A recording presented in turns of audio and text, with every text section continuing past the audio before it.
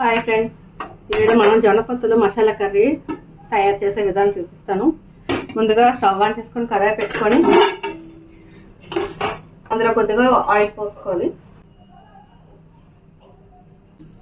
Oil heat ఎక్కిన తర్వాత 1 spoon అల్లం వెల్లుల్లి పేస్ట్,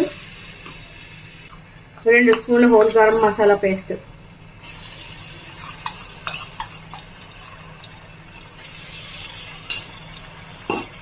ఫ్రై చేసుకొని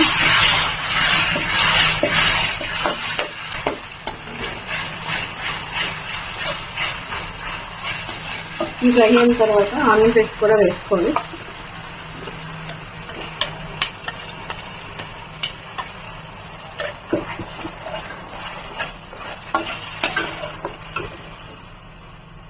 ఈ మసాలాకి సరిపోయినట్టుగా జొన్నపొత్తులకు కూడా సరిపోయినట్టుగా కొంచెం సాల్ట్ వేసుకొని ఒక 1.5 స్పూన్ సాల్ట్ పడుతుంది. ఇది కొంచెం పచ్చివాసన పోయేలాగా మనం ఫ్రై చేసుకోవాలి. ఇందులో కొద్దిగా 2 రెబ్బల కరివేపాకు కట్ చేసి పెట్టుకుని అలా పచ్చిమిరపకాయలు వేసుకోవాలి. ఇప్పుడు మసాలా మొత్తం అంతా పచ్చివాసన లేకుండా బాగా ఫ్రై అయిపోయింది.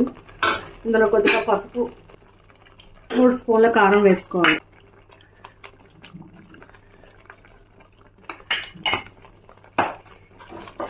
ఇది బాగా కలుపుకొని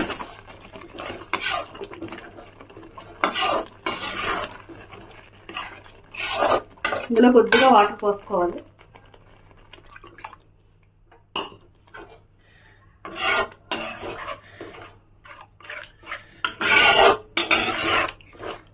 తర్వాత ఈ వాటర్లో మసాలా ముద్ద అంతా ముందుగా మనం బాయిల్ చేసి పెట్టుకున్న పొత్తులన్నింటినీ వేసేసుకోవటమే.